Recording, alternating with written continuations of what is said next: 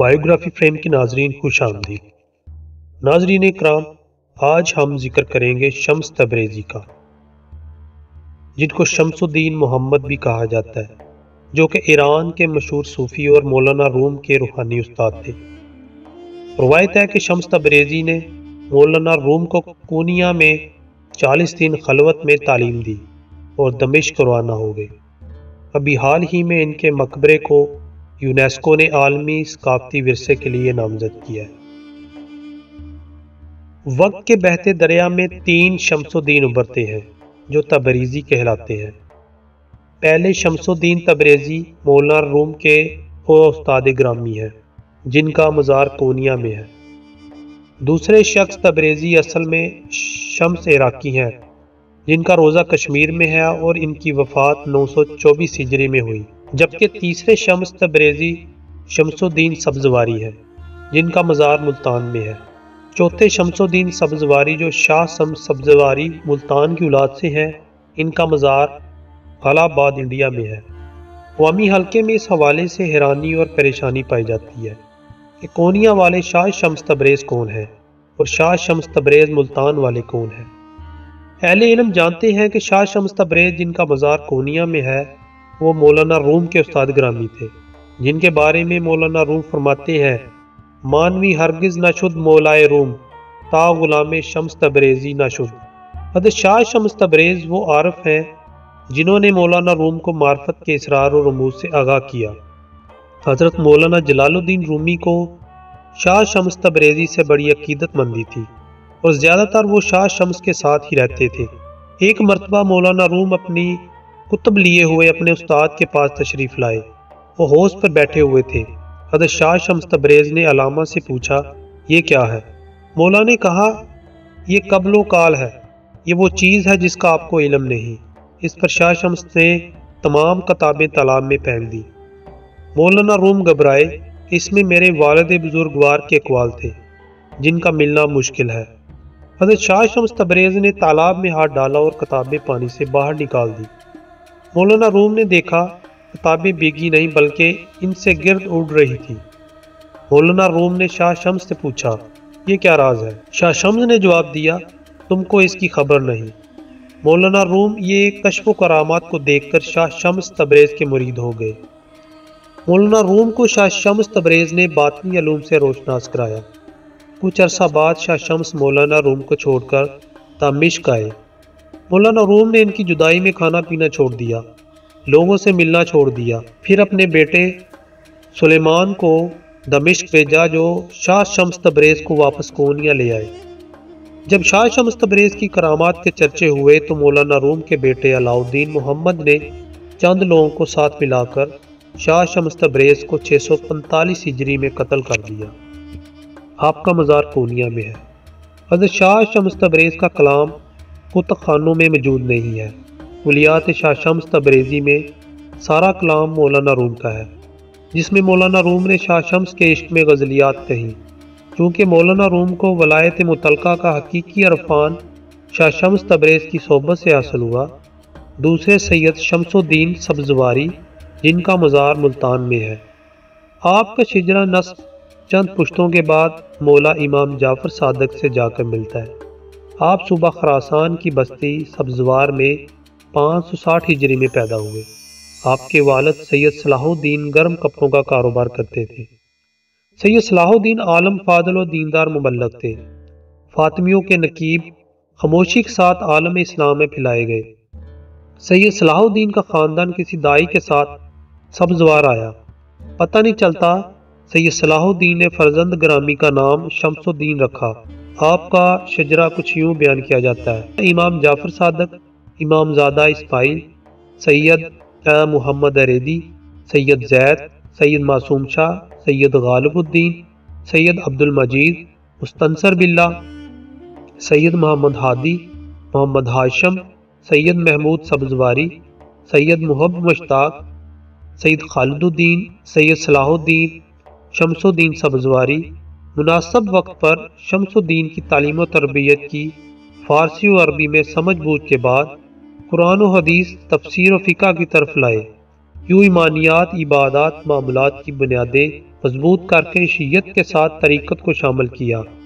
تذکرۃ الاولیاء فرید الدین عطار میں ہے کہ سید صلاح الدین ایرانی صوفیاء کرام کی پیدا کردہ روحانی ہوا و فضا میں سانس لے رہے تھے۔ اندازہ ہے کہ سید صلاح الدین نے فرزند گرامی کو تعلیمات چہاردہ معصومین علیہ السلام سے روشناس کرایا، کیونکہ آخری فاطمی خلفاء اثنا عشری مسلک رکھتے تھے۔ بعض مورخین شاہ شمس سبزواری کو شاہ شمس اسماعیلی کہتے ہیں۔ اس کی وجہ یہ ہے کہ آن حضرت اسماعیل بن امام جعفر صادق کی اولاد سے ہیں، نہ کہ اسماعیلی فرقے سے تعلق رکھتے ہیں۔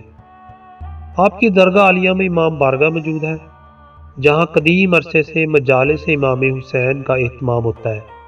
ہر جمعرات کو ہفتہ وار مجالس برپا ہوتی ہیں۔ 12 اماموں کے حوالے سے دیگر تقاریب کا انعقاد ہوتا ہے۔ یہی دستور درگاہ بی بی پاک دامنہ، درگاہ امام بری، شہباز لال قلندر پر نافذ العمل ہے۔ بعض مورخین نے شاہ شمس تبریزی کو ملتان کی سرزمین پر عزاداری کا آغاز کرنے والا درج کیا ہے۔ سید صلاح الدین کا انتقال 645 ہجری میں ہوا اور اس دور میں عالم اسلام مغلوں کے تابڑ توڑ حملوں کی وجہ سے زلزلے میں آ گیا۔ سید شمس الدین سبزوار سے نکلے 666 ہجری میں ملتان میں وارد ہوئے۔ متاخرین تذکرہ نگاروں نے حکایت اولیاء سنائی، کہتے ہیں کہ بہاؤالدین زکریا نے آپ کی خبر پائی تو دودھ کا پیالہ لباب بھیجا۔ مطلب یہ تھا کہ یہاں اہل اللہ کی بیب باڑ ہے، تمہاری گنجائش نہیں ہے۔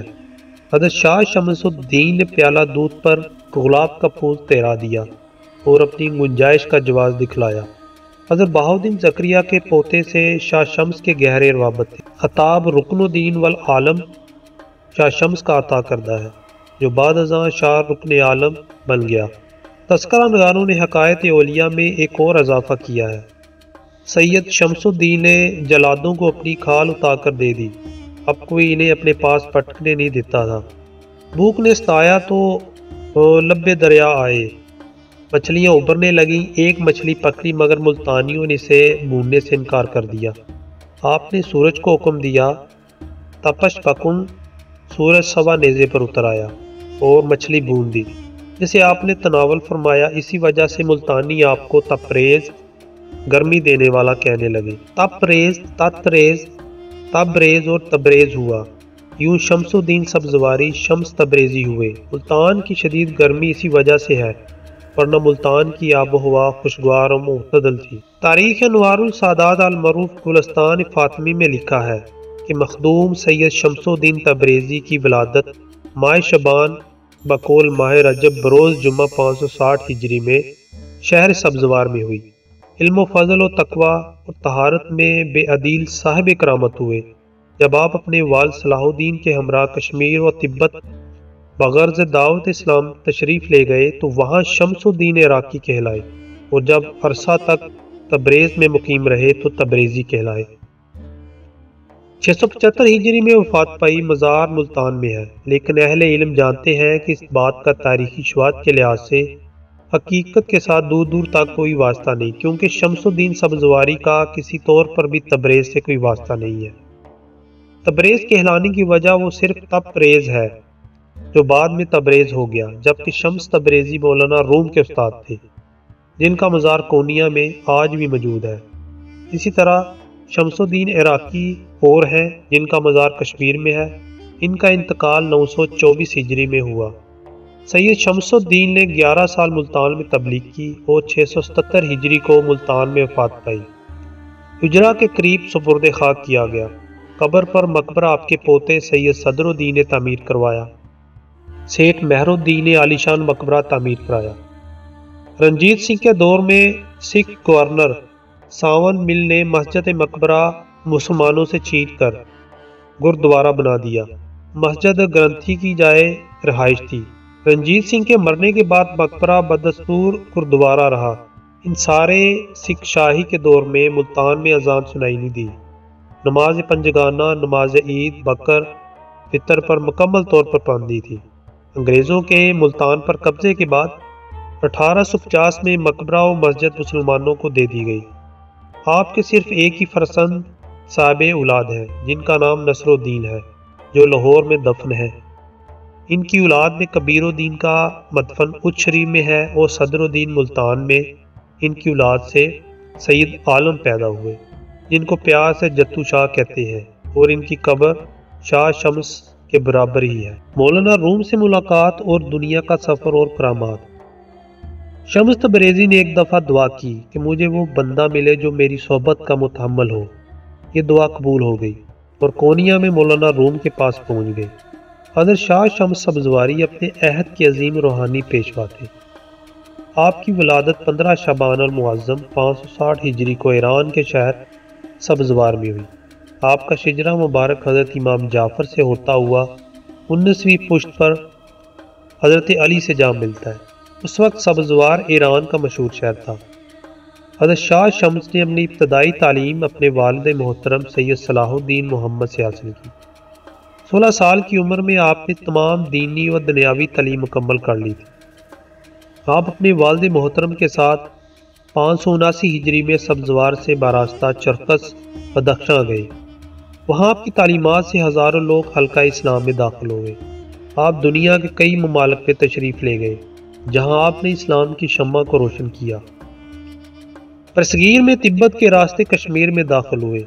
آپ نے کوہستان تبت سگردو میں اسلام کی شمع کو روشن کیا۔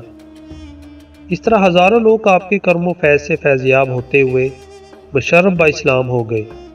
586 ہجری میں آپ کے والد محترم سید صلاح الدین نے اپنے آبائی وطن سبزوار جانے کا فیصلہ کیا اور سبزوار پہنچ کر آپ نے حضرت شاہ شمس کی شادی اپنے حقیقی بھائی حضرت سید جلال الدین کے دختر سے کر دی۔ بعد ازاں آپ ایران کے شہر تبریز تشریف لے گئے۔ 12 برس تک آپ شہر تبریز میں سکونت پذیر رہے اور وہاں آپ شمس تبریزی مشہور ہوئے۔ آپ کی ولادت سبزوار میں ہوئی، اس لیے آپ سبزواری کہلائے۔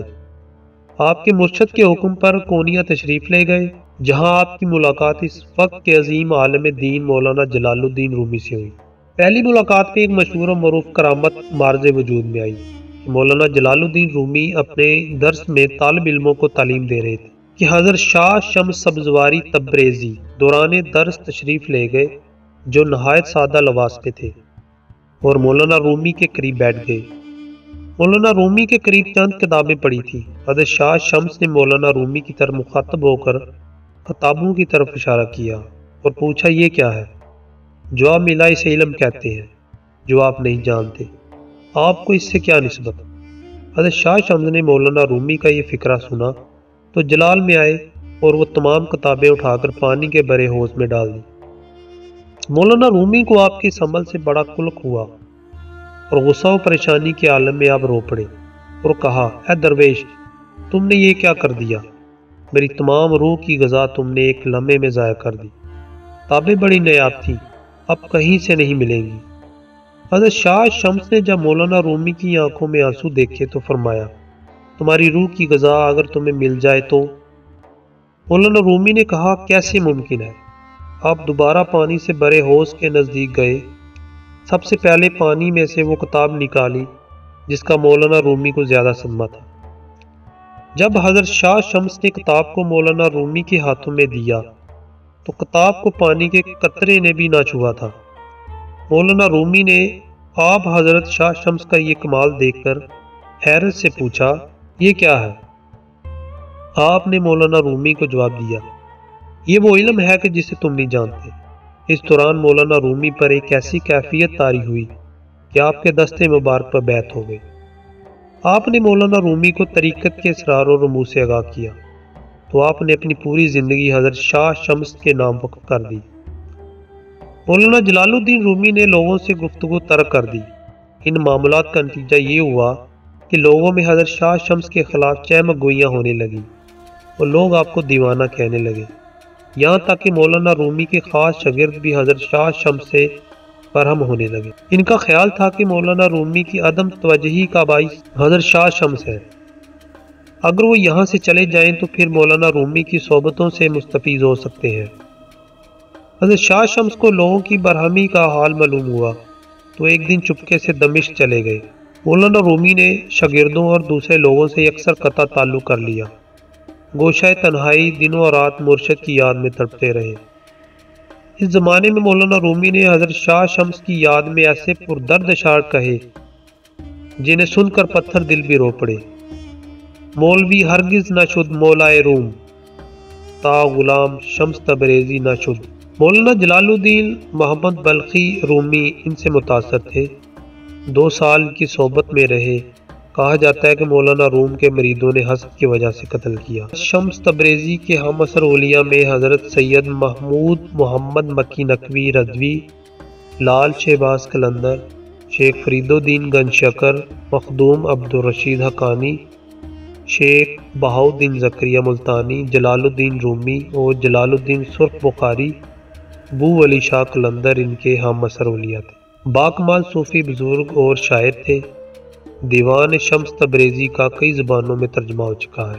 مقالات شمس تبریزی کے وہ دانشمندانہ اور دلچسپ مکالمات ہیں جو کونیا میں 642 ہجری تا 643 ہجری اور تھوڑے عرصے کی گمشدگی کے بعد 644 ہجری تا 645 ہجری کے قیام کے دوران ان کی زبان پر جاری ہوئے تھے، اور جو مولانا جلال الدین محمد بلخی کے مریدوں کے پاس بکھرے ہوئے مختلف نوشتوں میں موجود تھے، جنہیں بعد ازاں جمع کر دیا گیا۔ ان کی بے ترتیب و شکستہ عبارات سے ظاہر ہوتا ہے کہ یہ شمس تبریزی کی اپنی تصنیف نہیں، بلکہ مریدین کے روزنامچوں سے لیے گئے اقتباسات ہیں جنہیں یکجا کر دیا گیا۔ ناظرین کرام، اگر آپ کو میری یہ ویڈیو پسند آئی ہو اس کو لازمی شیئر کر دیجئے اور چینل کو سبسکرائب بھی کر دیں۔ شکریہ۔